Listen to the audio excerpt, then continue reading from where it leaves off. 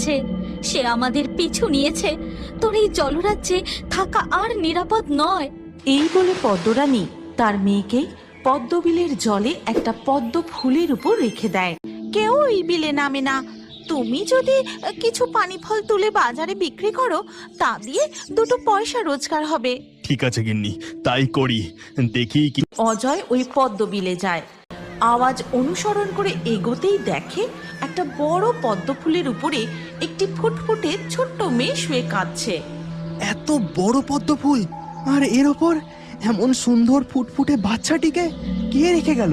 ঠিক তখনই পদ্মবিলের জল থেকে উঠে আসে পদ্মরানী। ও আমার মেয়ে, এই বিলের তলায় আমার রাজ্য। আমার মেয়ে সেখানে একদমই নিরাপদ নয়। আমার মেয়েকে তোমার কাছে রেখে গেলাম, ওকে খুব যত্নে রেখো। কিন্তু মনে রেখো, এই মেয়ে কোনো সাধারণ মেয়ে নয়। 5 বছর বয়স পূর্ণ হতেই ওর মধ্যে দৈব শক্তি প্রকাশ পাবে। আমার মেয়েকে কোনোদিনও কষ্ট দেবে না। ওর চোখের জল যেন মাটিতে না পড়ে, তাহলে তোমাদের গ্রামে মহা সংকট নেমে আসবে। আসে গীতা, ও গীতা, কাকে এনেছি দেখো। ওপরওয়ালা এতদিনে মুখ তুলে চেয়েছেন। কি হলো? আজ এত আনন্দ কিসের? সেই কখন গেছো পানি ফল তুলতে? এই আসার সময় হলো? ওমা, এই যে এক ফুটফুটে মেয়ে, একে তুমি কোথায় পেলে? গোটা শরীর থেকে যেন জ্যোতি ঠিকরে বেরোচ্ছে।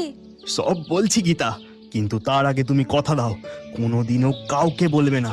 আচ্ছা বাবা, আচ্ছা, কথা দিলাম, কোনো দিন কাউকে কিচ্ছু বলবো না। তারপর আজ থেকে কমলিনী। কিন্তু আমাদের যে অভাবের সংসার, আমাদেরই একবেলা ঠিক করে খাবার জোটে না, তাহলে এই বাচ্চার খাবার?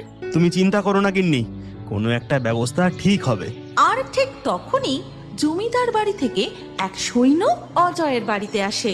অজয়, বাড়িতে আছো নাকি? ও অজয়! আগে বলুন, জমিদার মশাই পাঠালেন বুঝি? কিন্তু এবারে যে ফলন একদম হয়নি। খাজানাটা যদি একটু কম করতেন। জমিদার বাবুর সাথে দেখা করো, আমি চললাম। এই মেয়ে আজই আমার বাড়িতে এলো, আর আজই এমন সুখবর পেলাম।